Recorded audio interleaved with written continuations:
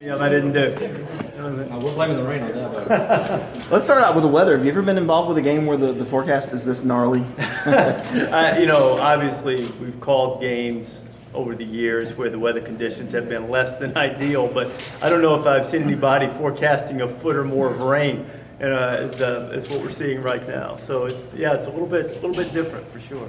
You would say if it's wet, maybe it favors Notre Dame a little bit with the lines, but in something like this, is this just the great equalizer? I think it can be because a lot of times, no matter how sophisticated your drainage system is, no matter how much you've worked the wet ball drill during the week, when you have this much water that you're probably going to have to get rid of and this much opportunity for slipping and sliding, sometimes it's just pure fate and luck. So I think in a lot of ways it does equalize it.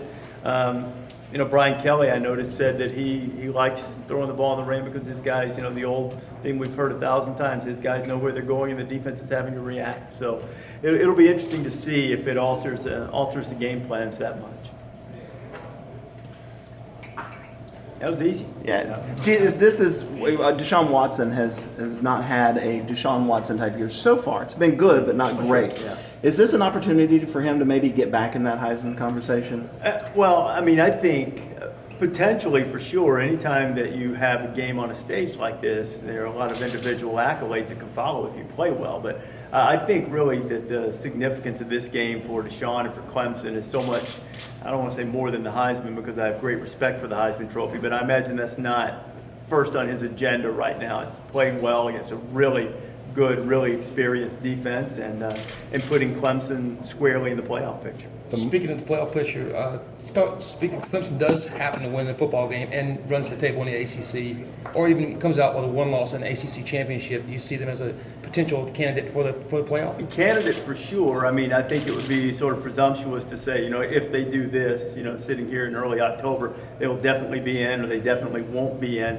It's been a chaotic first month of the season already, and I think that you see things like our Football Power Index projections show that there's a great possibility of having two lost conference champions. In fact, last year, the scenario that we had with the 5 major conferences, with all of the champions either being undefeated in Florida State's case or with one loss going into it, that never happened in the BCS era. The entire BCS era, that never happened.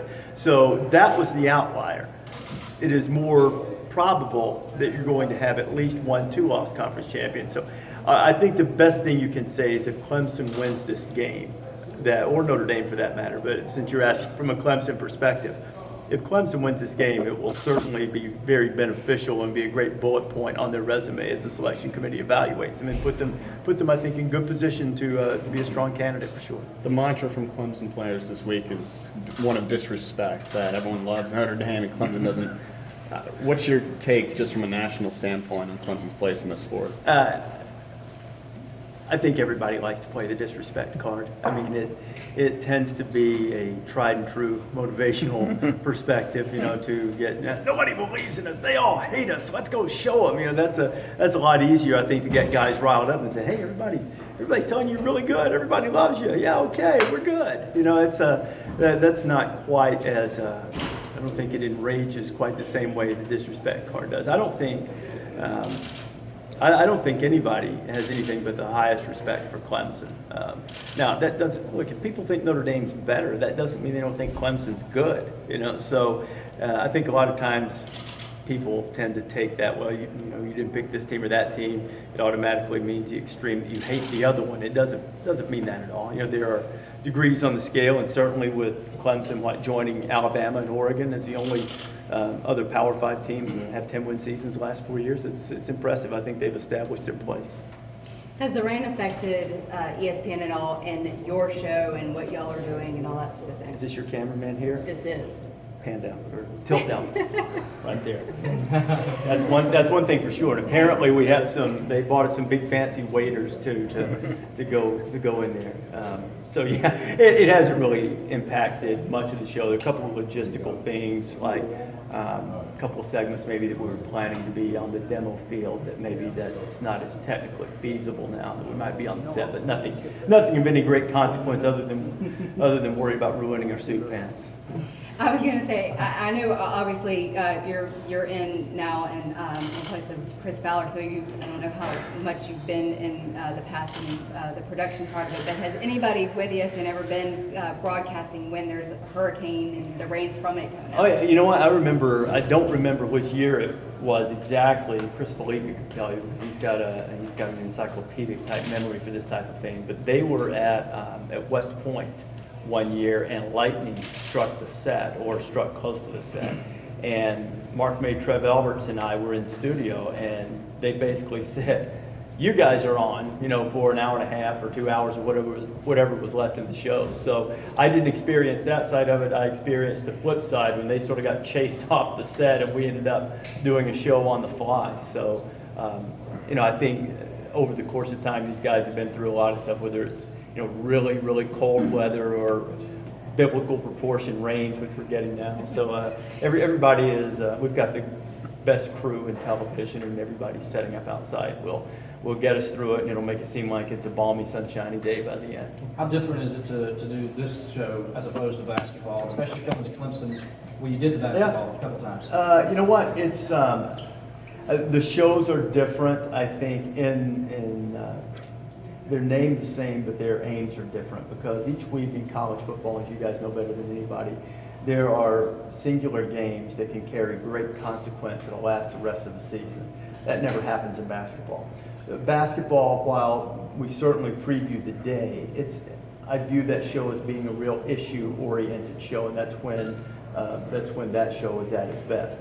The football show is much more a pre-game show, set the table for the day, while certainly it handles issues beautifully. When you have guys out there like I have with me, they can handle any issue. But because of the build-up of an entire week to, I know there are games during the week too, but to that singular day, weekly on Saturday, it carries a really different feel in terms of anticipation of the games about to be played. How does the hospitality at Clemson been this week? It's been terrific. Food's been really good too. I mean, I've had more than my share of barbecue already. So, and you know what? Look, everybody on staff here at Clemson, whether I've been here to call games in the past on Thursday nights or game day basketball or calling basketball games here, we're always treated beautifully. This is it's a great campus. It's a great fan base. So we love coming here, and we'll love it even more if we get a whole bunch of people to turn out in the rain tomorrow morning for the show. That'd be fun.